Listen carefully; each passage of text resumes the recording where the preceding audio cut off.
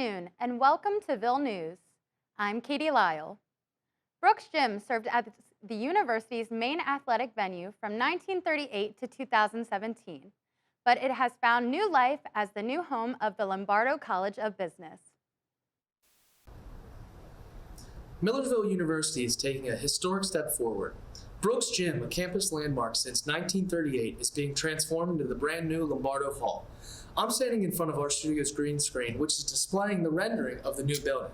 This will be the future home of the Lombardo College of Business. Here on the Millersville campus, excitement is building around the Lombardo College of Business's new home. The new facility will foster creativity, innovation, and collaboration across the business and entrepreneurial community. But it'll actually be nice to have an official business building that I can actually enjoy going to. The updated design will blend the building's historical elements, like the original basketball court floor and arched windows, with sustainable modern technologies. This building was really thought, working with students, working with faculty and staff and experts all throughout the world to try to figure out how do we build a place that promotes active learning, student engagement, energy, and just really give students a sense of a place that they can call their own. Beyond the classrooms, Lombardo Hall will be a versatile space, hosting professional and community events, including workshops and speaker series designed to connect students with real-world business insights. Well, I think the environment of any learning environment is such a critical part of setting the stage for productive learning. It makes a big difference. I teach sailing in addition to teaching accounting, and if I teach on a certain part of the bay that's not so rough and beautiful, it's just a whole different learning environment. Dr. Lombardo and his wife, Dina, have been strong supporters of Millersville, with their latest $3 million gift funding scholarships, internships, and faculty development, making a lasting impact on generations of business students. So Sam and Dina Lombardo have just been like titans of our college. But not only that, not only Millersville, but Sam and Dina are so tied to the community of Lancaster. It is their heart and soul. Lombardo Hall will open its doors in fall of 2025, marking a new chapter in Millersville University's commitment to business education and community engagement. Construction is set to begin in winter of 2024, and Millersville students, alumni, and the community alike are excited to watch this transformation unfold. Reporting from Millersville, I'm Logan Beegle. Fans and supporters of Millersville's orchestra and band should mark their calendars and grab tickets for this Friday to see performances from both. The Millersville University Orchestra is looking to complete their final preparations as they look towards their upcoming concert, where they offer a unique wonder one can only experience through live music. The Millersville University Orchestra is made up of talented marauders with the gift to display emotions and tell a story through music, including turning an idea into a reality. I've noticed that they're really great at just taking a look at a piece of music and starting to pull it together as an ensemble, even just sight reading it. And that just really amazed me because usually as a musician I'll need a little bit more time with things. And then also being able to distinct my voice as its own instrument from the orchestra has been pretty interesting because the two instruments are incredibly different, and so you really have to learn how to be in your own and in your own space. And so it's been really interesting to be able to experience that. The concert will be playing a mix of musical numbers, including international German pieces, and even a surprise piece that gets the audience involved. Yes, in addition to the voice, the arias, we will perform a symphony by Haydn. It's a classical symphony, number 94. It's not the classical title. The title is not classical symphony because there is another symphony that is called a classical symphony, not by Haydn. But it's a symphony in a classical style by a classical composer from the 18th century, 1700s. And there are a couple of surprises that Haydn wrote to entertain his audience, and he wrote it for the British audience in London. But I will not give them away. I would like the audience to wait and to anticipate the surprises that will be mostly coming in the second movement. I just love making music and playing with a bunch of other very professional, talented musicians. It's just fun to play, and I think a lot of people are going to enjoy it. If you really like classical music, I think you'll definitely enjoy the concert a lot, but yeah. The Millersville Borough can look forward to this performance here at the Winter Visual and Performing Arts Center on Friday, November 15th. This is Tyler Rake from Ville News. Students looking for potential career path opportunities may want to look into Contigo Real Estate's unique career path program. It launched a career path program to give individuals the chance to learn about real estate. We talked to Stephanie and Ozzy Torres, owners of Contigo Real Estate, about the new program. We are just launching a new real estate career path program, and we're really excited about it. It gives the opportunity for those who are either considering real estate or they already know that they want to become a realtor, but they're working on their license classes. It gives them that opportunity to come and be inside of our office, be around the real estate community, and then they actually get to start their training program. Our goal for this program is to make sure that anybody that is considering joining real estate has a good understanding of what is involved and can see the day-to-day aspect of what being a real estate agent is. Because it's a great opportunity, because I don't know if real estate is exactly where I want to go in my career path, but it allows me to learn more about it without having to commit to it. The main thing that we're looking for is pretty much anybody who is open to considering real estate, as well as bilingual agents, Spanish-speaking agents. Our company is called Contigo, and we do want to have Spanish representation not only in our company, but in our area. So that is something that we're always open to considering. Contigo means with you in Spanish, and the heart behind Contigo Real Estate is really that we want you to feel like you have someone with you throughout the process of reaching your real estate goals. I want them to understand whether or not this is something that they want to consider in the future without having any of the burden of jumping right into it or having to take the classes or spending any money before jumping into real estate. This will allow them the opportunity to dive into it without necessarily having all that invested. I don't have to be pursuing a real estate license. I am not right now, and I'm still in the program. I like the atmosphere. I think it's a positive environment. Our program is completely free. We understand that there are some startup costs for getting a real estate license. So before someone takes that on, we want them to feel like they can really come into our office and get a feel for what this career might be like and be able to start their training without having to pay. We meet with the trainees at 10 a.m. every Wednesday. We start working with them through the basics of real estate and what it would be like to get started with their license. And then at 11 a.m. they have the opportunity to join in our agent trainings. This is Lindsay Solderitz reporting for Millersville University. A new movie by Lancaster Film Company, Make Films, based on an inspiring true story, is set to debut at local theaters early next year. Most people believe that movies are only made in Hollywood. Lancaster residents would beg to differ as they prepare themselves for the release of the theatrical production, Brave the Dark, a film produced by Make Films locally here in Lancaster, Pennsylvania. Directed by Damian Harris and starring Jared Harris and Nicholas Hamilton, Brave the Dark tells the true story of Stan Dean, a high school teacher who befriends a troubled student named Nate. After troubling events undergo in Nate's life, the two embark on a journey that'll ultimately test their friendship and have them confronting their inner demons. Though the film has a handful of big names in its cast, the film's end credits may also contain names from Millersville University and Garden Spot High School. One of those being Lauren Duncan, a graduate of Garden Spot High School who shared with us her experience of being in the film. I was attending school in 2020, and they said that they were going to have a film crew come in, and they wanted some of the students to be part of the film. My theater director, who was close with Stan, who the movie is about, said, "Hey, we need some people for the movie that they're filming here," and I said, "Sure, I'm available." Fast forward, I got an Instagram post pop up on my feed. They said, "Here's a link, fill it out," and that's it. Duncan then spoke to us on some of the most exciting parts of the process. I transitioned from being just a random extra to getting to come in pretty regularly and meeting with the principal actors and get to be on set way more often than a random actor would be. The one day I just showed up and my name was highlighted for this big like auditorium scene. They changed me, they put some makeup on me, and then they told me what I was doing, and I was like, oh my gosh, this is insane. So I got to do that, and that was probably the best part.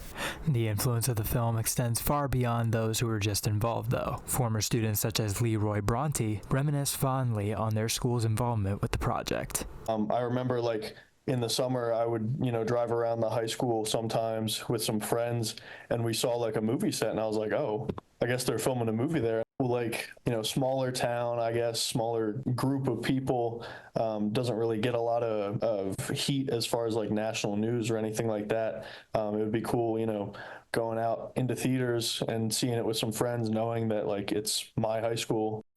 Brave the Dark is set to premiere on January 24th, 2025 in theaters near you. So keep an eye out for more films by Make Films or for more movies from the Lancaster film scene.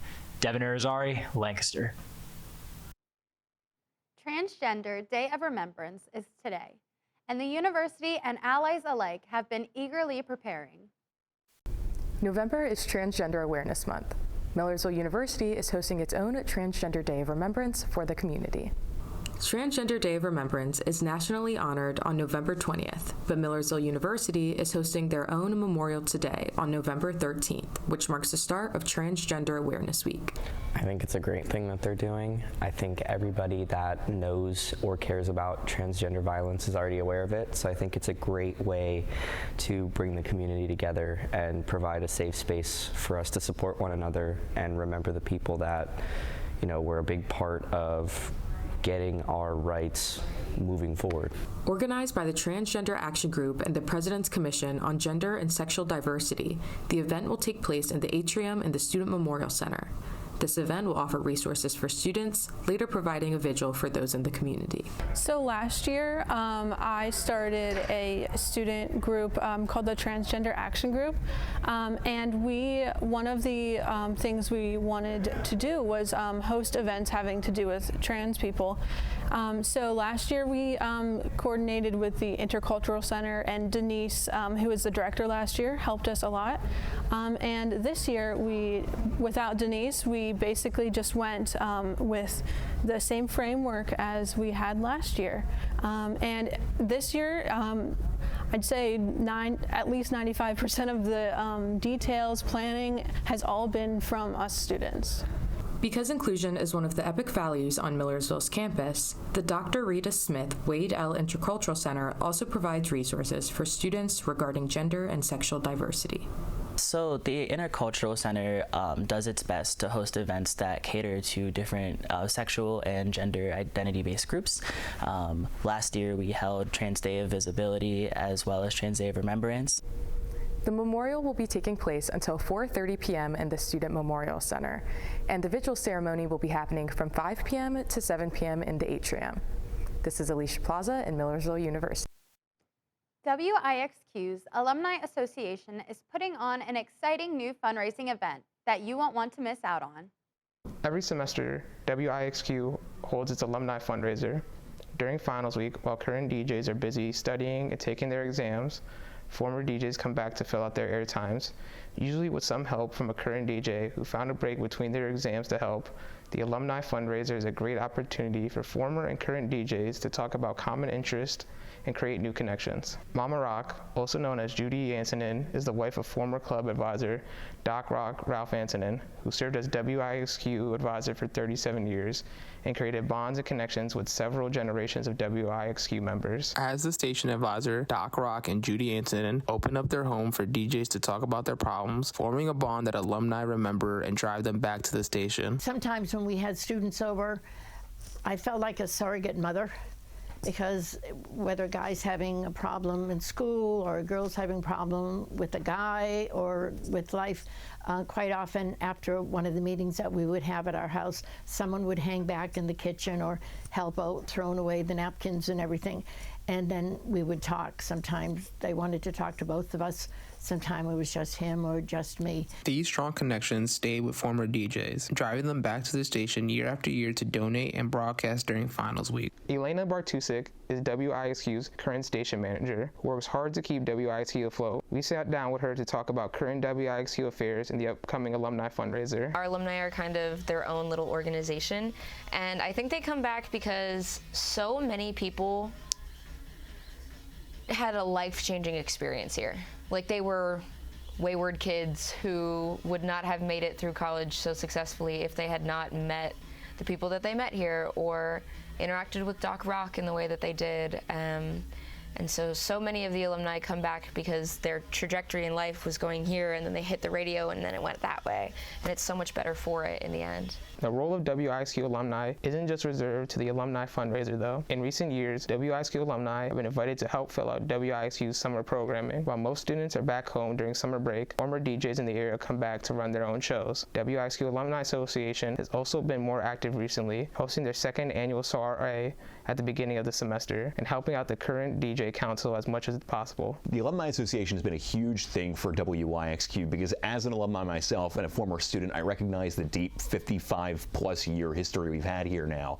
And so much of us have been impacted by WIXQ, but so much of us also want to give back and take that next step to help out not just the current students, but the future students that are here at the radio station. After Doc Rock's passing, we really wanted to come together as a large WIXQ family, not just us as the alumni, but to also mesh together with the students. And as we recognize that students may need assistance in certain areas, especially after COVID, we wanted to be open and available and ready for the students, not just today, but down the road as a potential outreach and say, hey, we have this hand here, we're willing to give back and give you guys the same things that we had gone through and had taken from the radio station years ago and help you guys have the best radio experience you possibly can here at Millersville. This semester's alumni fundraiser will take place from December 9th to December 14th. So remember, if you're feeling stressed during this finals week, turn your dial to 91.7 FM and listen to some advice from some alumni who've been in the same shoes as you. This has been Elijah Vargas reporting for. And joining me today on desk is the director of the Hub, Jacob Marino. So, Jacob, how long have you been a part of the Hub? So my involvement started with the Hub probably a little over 10 years ago. I became very good friends when I first moved to the area with the director at the time, Ed Weber. I began to just partner with him in crisis ministry in the area, me more so working with high school and middle school students, him working with college students. So I started there in about 2014. Just helping him alongside the board. And I hadn't been the director until I became the director in 2021.